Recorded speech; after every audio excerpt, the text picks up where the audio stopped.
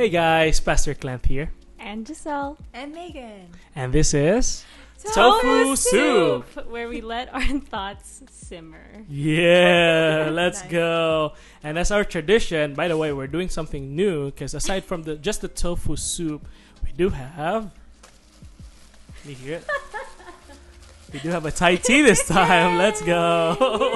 We have a Thai tea. Yeah, little toast for episode 5. Yeah, this is 5. And also, of course, we still have our traditional tofu soup. And for today, we do have a... What is this again?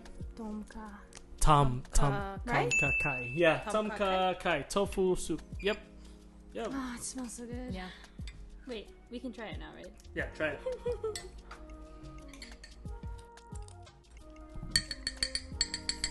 Oh, it is The good. ASMR. Yeah, the aromatics are great on this soup. Mhm. One of my favorite soups. Aww. Megan, tell us about Hi, yourself. You're yes. new to this podcast. Yes, I am my first time on here, so thank you for having me. Let's Tell me go. about yourself. That's so funny because I just had a job interview today where they asked me the same questions. I'm like, do I do my career stuff? What do you do for fun? Yeah. Oh, that's a harder at least, question. I think. at least it's not part of the interview, I hope. Yeah. No. Like, what do you do for fun? What is fun for you? Yes. And tell us more about yourself. Yeah, no, so I'll start with the basic stuff. I was born and raised here. I'm a Loma Linda native, born in the hospital. Apparently, the doctor that birthed me was the mayor of Loma Linda at the time. So Ooh. that's Come on now. kind of a fun fact. I don't know, I thought that was a cool little Yeah. factoid, I guess. Come- Mayor. Yeah, the mayor. Delivered She- into the mayor's She was arms. doing multiple jobs at the time. Yeah. Wow. Anyways, I'm here back home. I live with my family, and I'm a speech therapist. My first year working, so that's been a very exciting transition in my life. Nice. And what I like to do for fun, I get Fridays off in my job, so that's really great. I'll literally just go to a nearby coffee shop and like read and just chill. Sometimes bring a friend with me. So I'll do that for fun sometimes, or I'll come over here and hang out with you and the new Yeah. baby. Yes. That's another thing. Yay. Yeah, so those are a Special few of the guest, small Chloe. things that I'll. Yeah, exactly. Shout out to Chloe. Chloe, she's Yeah. just right there sleeping and eating. Just kidding. As she should be. Yeah. So that's a little bit about me. Yeah.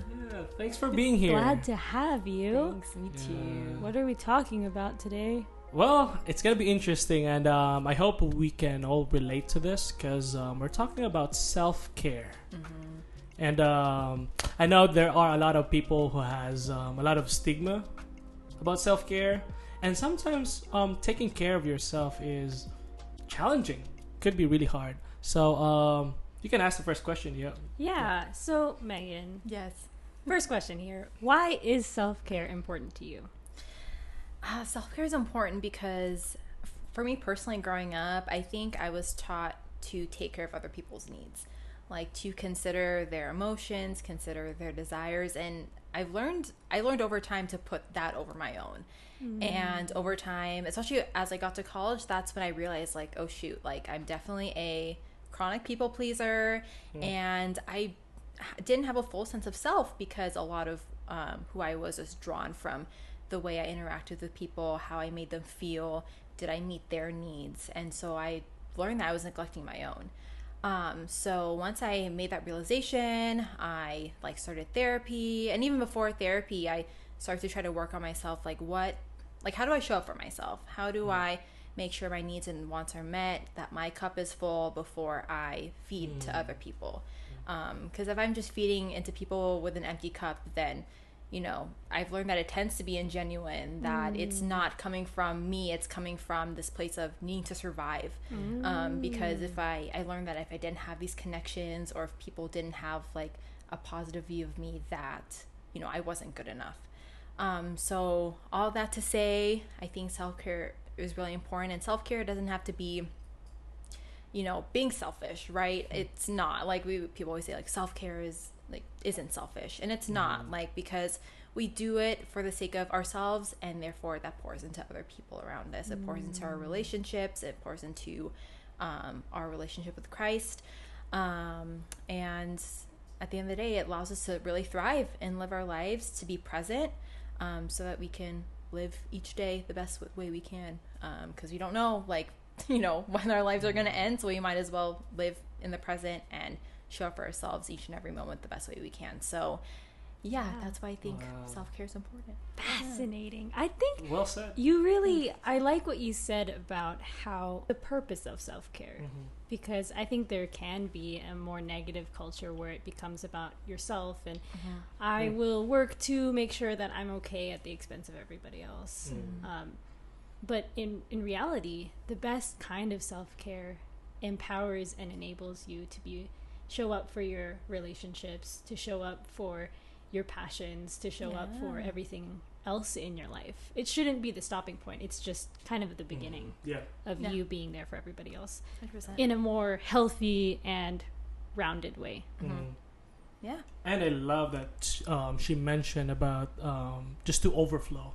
Yeah. Yeah, you need to fill your cup first, and so that you'll be more effective to other people when you help, rather than helping others or pleasing others when your cup is empty. Yeah. And I love that. Can you elaborate more on that? Yeah, 100%. I was gonna say, like, about feeding into other people. Like, the job I do currently, I work with children, and it takes a lot out of you. But I find that I'm thriving right now in my job because I find that when I come in, like, my cup is full when I come into work. I have the established routine before I even leave my house already done, so that when I'm at work, I'm ready to serve, you know, the kids that come in, the families, the parents, the adults that I see. And so, when I've had my routines established, such as my devotional in the morning, such as, like, taking my time getting ready, just the little things I can do to, like, you know, like, make myself look good, or, you know, eat a good breakfast, like, the very basic needs, right? Like, self-care doesn't have to be hard, right? We just have to fulfill, like, our cup, what our needs are. I drive to work and I listen to music, or I listen to some sort of podcast, and so that when I'm at work, I can focus at work because I've done everything outside of that to take care of myself. So I think that's crucial. Yeah, it doesn't have to be fancy. It doesn't have to take a lot of money. It kind of just needs to be consistent, right?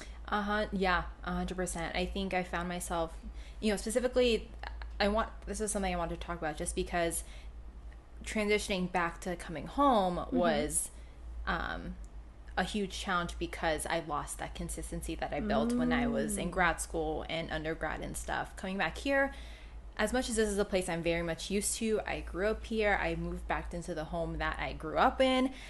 So much has changed since then. And so even to this very day, I think if you're talking to me right now, like, I've built that consistency in, like, I would say, like, 90%. But I moved back home in February of 2023, so last year, and I find myself still figuring out this transition and building that consistency into my self-care, which has impacted areas of my life. And so whether that's my spiritual life and consistency with God, and with my just practices in there, and my friendships, where all of us are doing different things now in our lives because we're out of college or even still in school.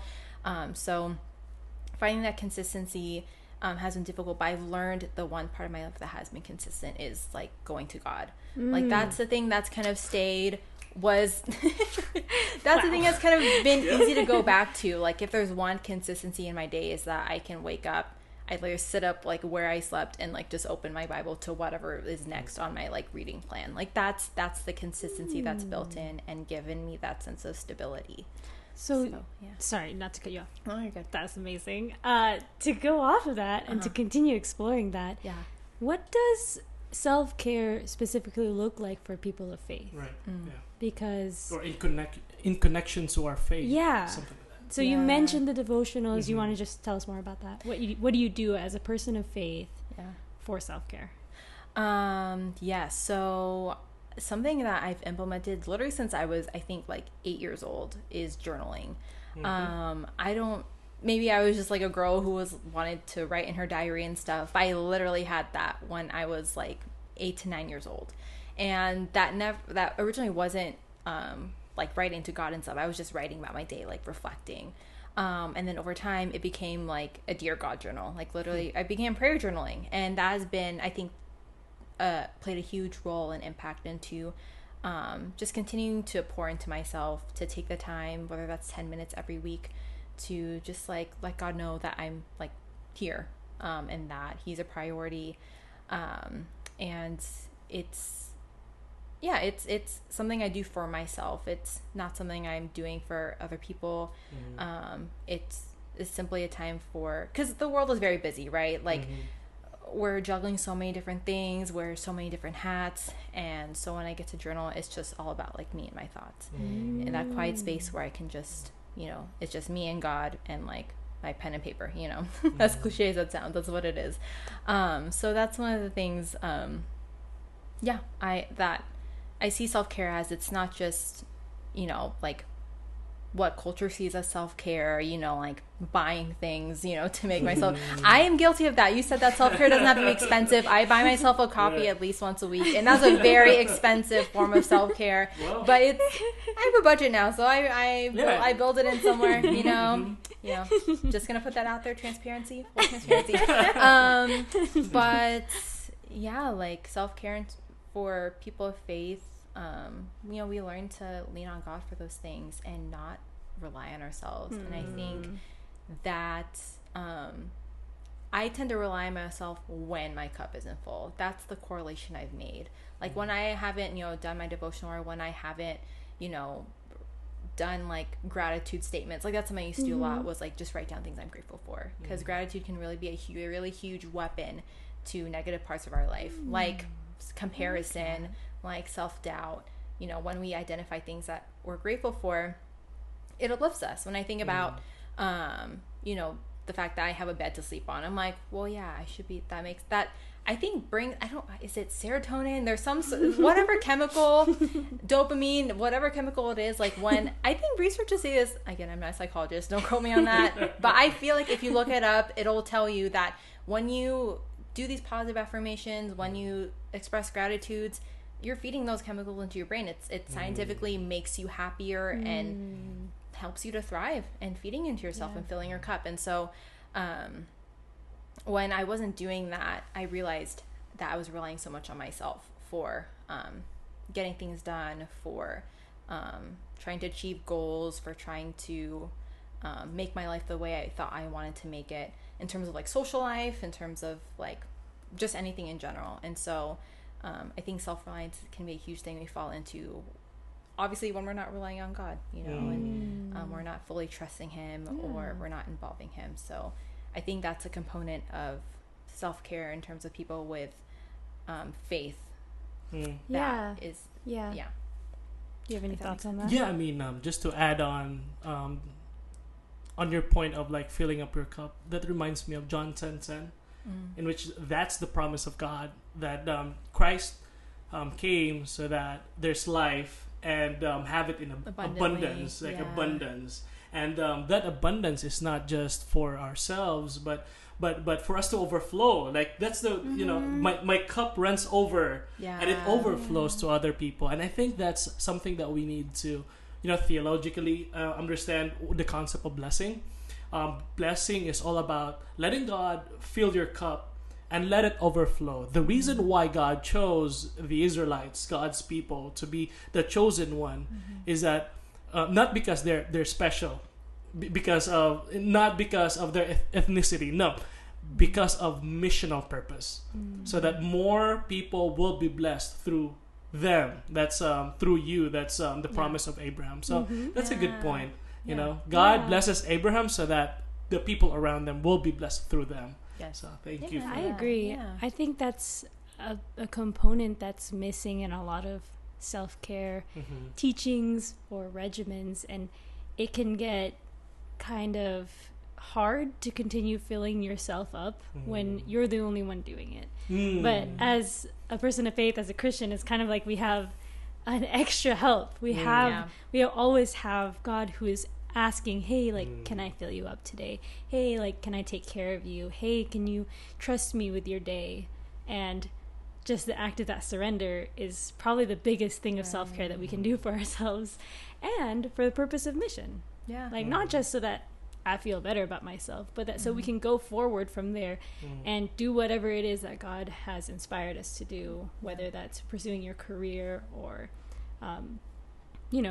connecting with other people, serve or serving to those around share you. the love and to share positive aura. Aura, that's how it is, right, Danella? Plus 1,000 auras. There you go. Yeah. The gratitude journaling is something that I've done before too, and that is a great way to practice self-care, and it is free, and it's not always easy, but I think I was looking back through one of my old journals one day, and I was like, oh, I'm really tired and I'm really sad today, but at least I have arms and legs. And that was like what I was grateful for. So, I mean, no matter what you're going through, you can start small. You can be like, I can breathe. And, some people have trouble with that. So it starts getting your mind into, it shifts your perspective just that little bit. Yeah. And then eventually maybe you can start seeing and appreciating other things that God is, doing for you. And that in itself is a way to take care of yourself. Yeah. As funny as that sounds, like, I totally agree. Like, I know you, like, sometimes I'm saying, like, oh, I'm just grateful I got out of bed today, or I opened my eyes, right? Because, like, many people don't get to do that. And then that places you in a position of, like, again, like, gratefulness, but also just, like, like, you kind of forget about all your other problems when you actually then think about other people, and it's like, oh, like, I'm living right now. I have a healthy body. Yeah. I have as healthy of a mind as I can at this very second, and like that's awesome. That's great. I wanted to get back to your point about like sacrifice, because I think that's also one of the biggest things that I've struggled with is like fully giving to God. Like I know we just talked about self-reliance. Like we say self-care, but it's like you said, it's just allowing God to take care of us. Like, I think that's, like, what it is at the end of the day for people of faith is, like, letting go of, like, like, I read a lot of, like, self-care. Like, I like reading self-care books and things like that. Like, I like that. It's great. It helps support, like, what I'm trying to do. But at the same time, at the end of the day, if, like, it's not aligned with who God is or, like, what I believe God wants me to do, like, then it doesn't matter, right? As long as, like, I open the door for God to, like, just pour into me, and release whatever control I might want over a situation. That's hard. It's really hard. I'm a recovering people pleaser. I'm a control freak. Like there's so many components. Hence why I'm back in therapy. Like all these things. Cheers to that. True. Yes. And to all who's listening out there. Cheers to just acknowledging. Cheers to just acknowledging that we have like those components in our lives and that we don't have to be like debilitated by it. The fact that you recognize is healthy. Exactly. Yeah. Self-awareness. And a lot of people don't have that yet. And I think that's from years of, again, I think the journaling from when I was like 10 years old like has brought me here to where I am today. Like for real. It takes practice. Practice. So self-care is like a skill that you can learn. 100%. Yeah. Interesting. I agree. Yeah. I think sometimes I don't think of it as like a skill. I'm like, I should just be able to do that because like it's me. I know me well and I should know what I need to do, but it's not. It's not very intuitive to take care of yourself or to allow God to take care of you. Sadly, it's not. It's not. Like you just said, I wish I beat up myself all the time for not, like, why didn't I do that? Like, that should have, I've done this for years. Why did I forget to do that? And I truly get hard on myself, and I have to tell myself, like, no, like, this isn't the culture we live in today, like, anymore, right? Like, we're all workaholics. We're all trying to, make money in this economy. Like, so many factors that put stress on our lives, and we're trying to grab hold and control all of that. So we have to have grace for ourselves in the middle of all this process. Wow. I know, right? Groundbreaking. Exactly. Amen. So yeah, we have to have grace, and that's when God does the rest for us. So when we can't do it, like God, like, hey, I need you right now more than ever. So, like, please, show up. Not even show up. He's already here. So we ourselves just have to let go. And I was gonna say let go, let God. I'm not gonna say that. It came up. I'm like, No, it's not okay, but it's true. It's true. Yeah.